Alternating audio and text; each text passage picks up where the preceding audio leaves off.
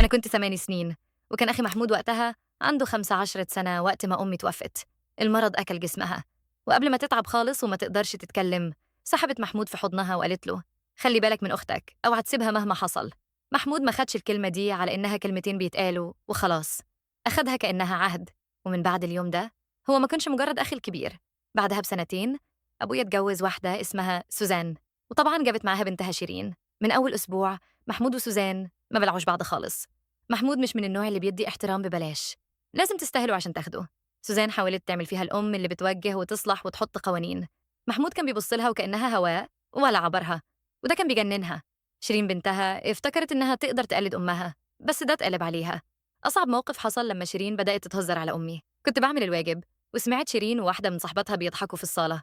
شيرين كانت بتقول إنه غالبا أمي ماتت عشان ترتاح من العيلة دي. أنا اتجمدت مكاني وبدأت أعيط. محمود سمعني. عمري في حياتي ما شفته بيتحرك بالسرعة دي. مشي على طول عند شيرين وقالها كلمة واحدة في أذنها.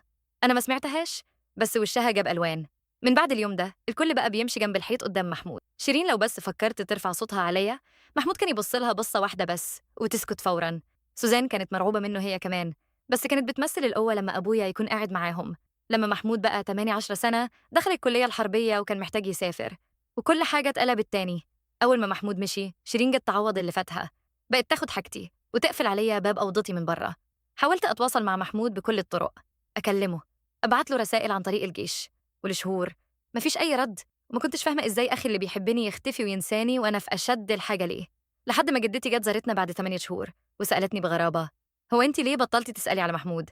ده اتصل يسأل عنك. وهنا الحقيقة ظهرت. سوزان حذرت الرقم الوحيد بتاع الجيش اللي بيتصل على البيت، وكمان أي رسالة ببعتها بتوصل لسوزان الأول، وكانت بتخبيهم.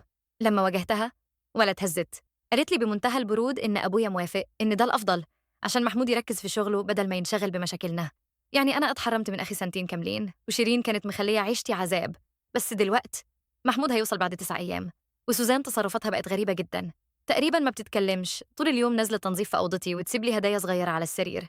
أما شيرين ففجأة كده بقى عندها خطة تعيش مع صاحبتها في آخر الدنيا. كل ما أجيب سيرة إن أخي راجع بشوف الدم بيهرب من وشهم. امبارح شيرين سألتني بكل خوف: هو أنتِ هتقولي لمحمود على كل اللي حصل؟ ابتسمت لها ببرود وقلت لها: أصل أخي وحشني، وعندنا كلام كتير محتاجين نحكيه عن السنتين اللي فاتوا.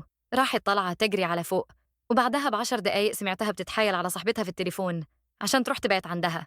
اللي هم لسه ما يعرفوهوش بقى إن البيت ده كان لأمي، ولما ماتت كتبت الشقة باسم محمود. يعني سوزان وشيرين بقالهم سنين عايشين في بيت أخي، وأنا عمري ما نمت مرتاحة وبالي هادي زي الأيام دي.